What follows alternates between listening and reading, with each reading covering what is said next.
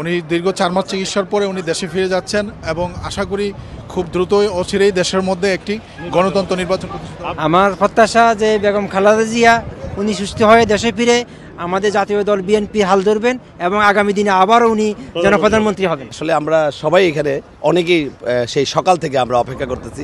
আমরা পাশেই থাকি সাউথ হলে, এই জন্য আমরা আগে চলে আসছি।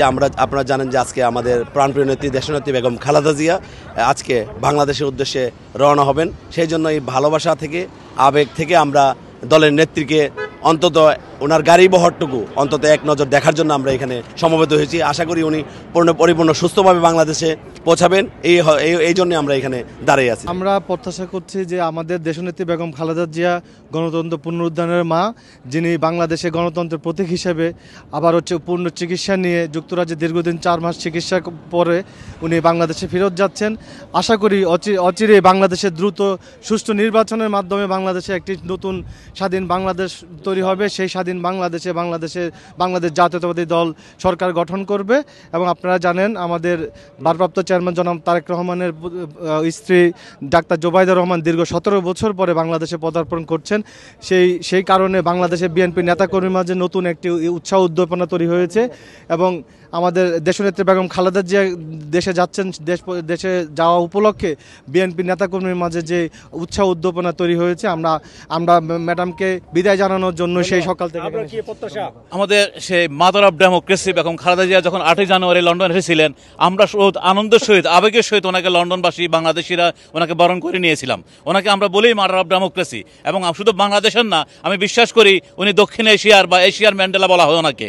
এই মাদার অফ ডেমোক্রেসি 4 মাস লন্ডনে চিকিৎসা শেষে আমরা আশা করছি উনি মোটামুটি কিছুটা হলেও সুস্থ আছেন এবং বাংলাদেশে ফিরে গিয়ে এই গণতন্ত্র পুনরুদ্ধারের ভূমিকা, ওনার সেই প্রচণ্ড আপসীন ভূমিকা উনি গ্রহণ করবেন। আপসীন দেশনেত্রী বেগম খালেদা জিয়া গণতন্ত্র পুনরুদ্ধারের যে সংগ্রাম লড়াই করেছেন দীর্ঘ 17 বছর এবং এখনও গণতন্ত্র পুনরুদ্ধার হয়নি। আমি আশা করছি বেগম জিয়া ইনশাআল্লাহ দেশে গিয়ে সুস্থভাবে রাজনীতি যে গণতন্ত্র পুনরুদ্ধার করবেন সেই আন্দোলনে সামিল হবেন। আমরা চাই ম্যাডাম বেগম খালেদা জিয়া আগের মতো আমাদের দেশের যে গণতন্ত্র সেটা রক্ষা করে বাংলাদেশের মানুষের জন্য কাজ করুক। আলহামদুলিল্লাহ, আমাদের প্রত্যেকেরই প্রত্যাশা আমার নেত্রী দেশে যাচ্ছেন, মানুষের কল্যাণের জন্য সে কাজ করবেন। আমি চাই আমার নেত্রী সুস্থ হয়ে দেশে যাবে, সুন্দরভাবে আমার দেশ পরিচালনা হবে এবং আমরা চাই বিএনপির পক্ষ থেকে দ্রুত নির্বাচন, কারণ একটা গণতান্ত্রিক সরকার ছাড়া একটা দেশ পরিপূর্ণভাবে চলতে পারে। এখনও রওনা দেননি, আমি যতটুকু জানি যে 5-7 মিনিটের মধ্যেই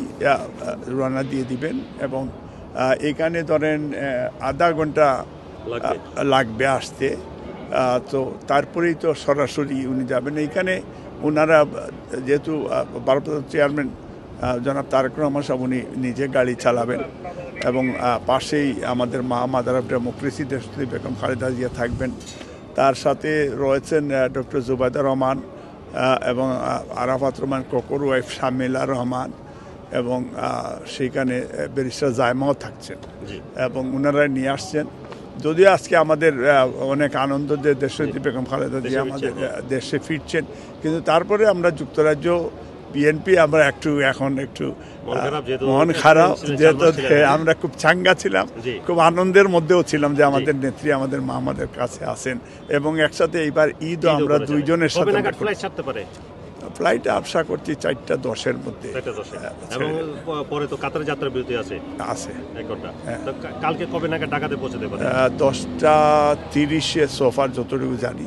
এবং আপনি সহ যুক্তরাজ্য বিএনপির কারা যাচ্ছেন সাথে? আমি এবং আমার সাথে আমার ওয়াইফও যাচ্ছে এবং আমাদের সেক্রেটারি সাহেবও যাচ্ছে, তারপরে বাকি টিম হচ্ছে ঢাকা টিম।